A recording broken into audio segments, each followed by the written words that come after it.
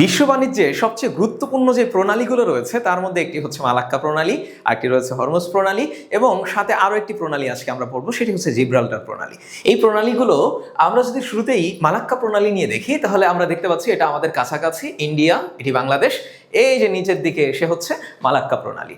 এবং মালাক্কা প্রণালী, strait of Malacca, সেটি হচ্ছে এই যে জায়গাটা তোমরা দেখতে পাচ্ছ সেটি, অর্থাৎ এদিকে আমরা দেখতে পাচ্ছি আন্দামান সি এবং এই আন্দামান সি আর একটা হচ্ছে সিঙ্গাপুর সাগর। যদি আমরা দেখি এখানে সিঙ্গাপুর সাগর, এই দুইটাকে যুক্ত করেছে হচ্ছে এই স্ট্রেট অফ মালাক্কা বা মালাক্কা প্রণালী। তাহলে পৃথক কাকে কাকে করলো? পৃথক করেছে একদিকে মালয়েশিয়া, অন্যদিকে হচ্ছে সিঙ্গাপুর। অর্থাৎ আমরা উপরে দেখতে পাচ্ছি এটি হচ্ছে আমাদের মালয়েশিয়া আর এটি হচ্ছে আমাদের সিঙ্গাপুর, এই দুটাকে পৃথক করেছে। আবার আরো যদি বলি যে যুক্ত করেছে আরো দুটি সাগরকে, এদিকে ইন্ডিয়ান ওশন আছে, ভারত মহাসাগর আছে, আবার এই দিকটাতে কি আছে, জাভা সাগর আছে। সুতরাং এই দুইটাকেও যুক্ত করেছে এটি, সেটি আমরা বলতে পারি। তাহলে এটি গেল আমাদের মালাক্কা প্রণালীর হিসাব।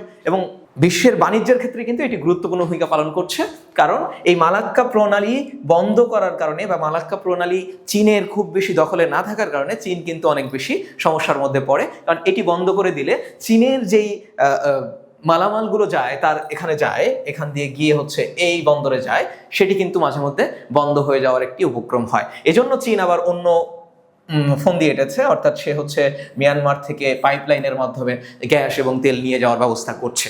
ওকে, এখন আমরা চলে যাব হচ্ছে আমাদের পরবর্তী প্রণালী যেটি, সেটি হচ্ছে হরমুজ প্রণালী। এবং বর্তমান সময়ে অনেক বেশি আলোচিত। এই যে আজকে বুধবার, তারিখ হচ্ছে 1 এপ্রিল, আমরা গতকালকেও শুনেছি আবারও হরমুজ প্রণালী বন্ধ করার কথা বলেছে আইআরজিসি বা ইরানের কর্তৃপক্ষ। এখন আসি এই যে হরমুজ প্রণালী, সেই হরমুজ প্রণালী মূলত হচ্ছে এইখানে যে জায়গাটি, এটি হচ্ছে মাত্র 21 থেকে 34 বা 30 মাইল প্রশস্ত একটি জায়গা। এবং এখান থেকে আমরা দেখতে পাচ্ছি একদিকে আছে পার্সিয়ান সি বা পারস্য উপসাগর, পার্সিয়ান গালফ, পারস্য উপসাগর, আরেকদিকে দেখতে পাচ্ছি গালফ অফ ওমান বা ওমান উপসাগর। এই দুইটাকে যুক্ত করেছে কে? এই যে আমাদের স্ট্রেট অফ হরমুজ। তাহলে পৃথক করলো কাকে কাকে? এই দিকটাতে আছে আমাদের ইরান, এই দিকটাতে আছে ইউএই বা হচ্ছে সংযুক্ত আরব আমিরাত, সেটিকে তারা পৃথক করেছে। এবং বিশ্ব রাজনীতি এবং অর্থনীতিতে এটির গুরুত্ব অনেক বেশি, সেটি সম্পর্কে আমাদের বিস্তারিত আরো একটি ভিডিও আমরা করেছি, সেটা তোমরা দেখে রাখতে পারো। আজকে আর সে আলোচনায় আমরা যাব না। আজকে আমরা যাব হচ্ছে পরবর্তী যেই প্রণালীটি রয়েছে সেটিতে, সেটি হচ্ছে জিব্রাল্টার প্রণালী। এই যে জিব্রাল্টার প্রণালী, সেটি হচ্ছে দেখো সংযুক্ত করেছে ভূমধ্য সাগর, তার মানে মেডিটেরিয়ান সি যেটাকে আমরা বলি, এবং আটলান্টিক মহাসাগর। কোথায় আমরা একটু দেখার চেষ্টা করি, মেডিটেরিয়ান সি এবং আটলান্টিক।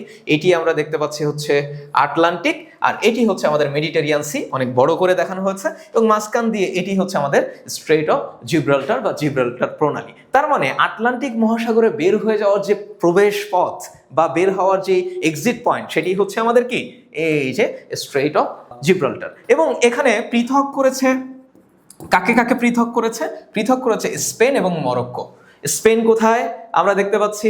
এই যে এই দিকটাতে আমরা দেখতে পাচ্ছি, এটা হচ্ছে স্পেন এবং নিচের দিকটাতে আছে মরক্কো। তার মানে আরেকটি কথা আমরা কিন্তু বলতে পারি, এই উপরের এটি হচ্ছে ইউরোপ, আর এটি হচ্ছে আফ্রিকা। তার মানে ইউরোপ এবং আফ্রিকাকেও পৃথক করেছে কে? জিব্রাল্টার প্রণালী।